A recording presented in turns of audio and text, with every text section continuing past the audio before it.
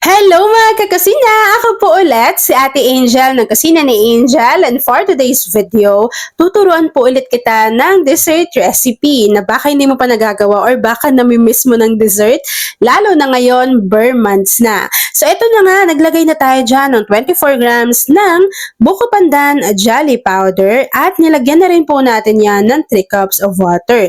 Siguraduhin na hindi pa nakabukas yung apoy sa ating kalan kapag tinutunaw pa lang natin yung ating jelly powder. So kapag natunaw na natin yung ating jelly powder, ang gagawin naman po natin dito ay bubuksan na natin yung apoy sa ating kalan at pakukuluin lang po natin to habang hinahalo natin yan. So dapat medium to low heat yung apoy kasi ayaw natin ng malakas ang apoy dahil mabibigla po yung pagkaluto ng ating jelly mixture. So habang hinahalo natin to at hinihintay natin na kumulo yung ating jelly mixture, please don't forget to like and follow yung ating Facebook page, Kusina ni Angel. Kung meron kang Instagram, pakifollow na rin ako doon, Kusina ni Angel.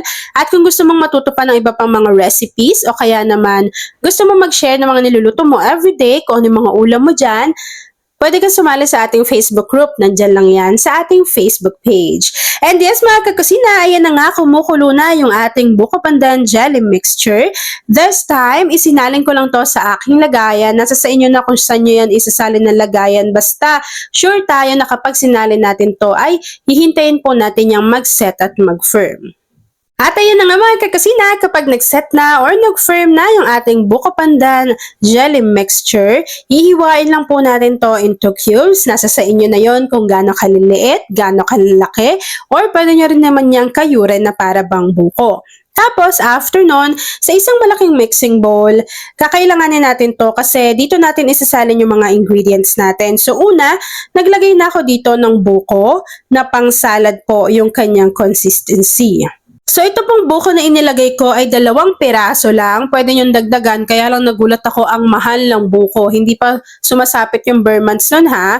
So, ito po, 2 buko lang yung nailagay ko, pero nasa sa inyo na kung gusto nyong mag-add. After po nun, kapag nailagay na natin yung buko, sinunod ko na dito yung hiniwa ko na buko pandan jelly. After adding ng ating buko pandan jelly, nilagay ko na rin dito yung isang jar nitong Tita Ellie na green kaong. Ito po ay dapat na drain na natin yung kanyang syrup, and then pwede na rin tayong maglagay ng isang jar nitong Tita Ellie green nata. Wala na rin po yung syrup. So kapag nailagay na natin yung ating mga ingredients, susundan lang po natin ito ng 1 can or 370 ml ng all-purpose cream.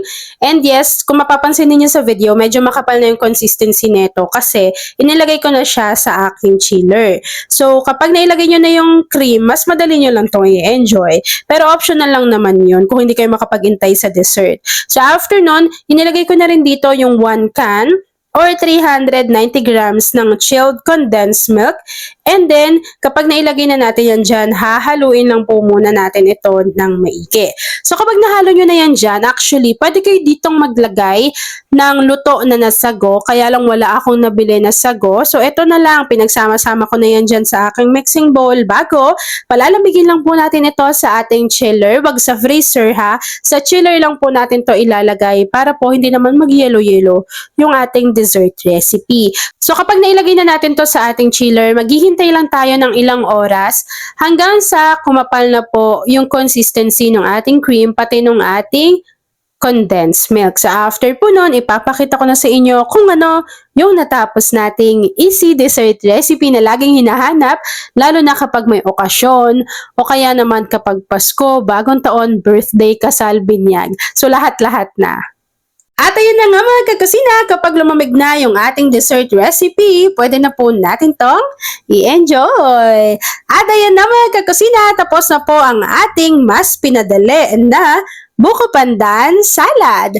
Kung nagustuhan mo yung ating video, paki-like naman yung ating video and comment ka na rin sa ating comment box section ng Hi Angel at ilagay mo kung taga saan ka nanonood. And yes mga kakusina, maraming salamat pa rin po sa pagtuloy na pagsuporta sa kusina ni Angel. Yan lang mga kakusina. Thanks for watching and enjoy this video!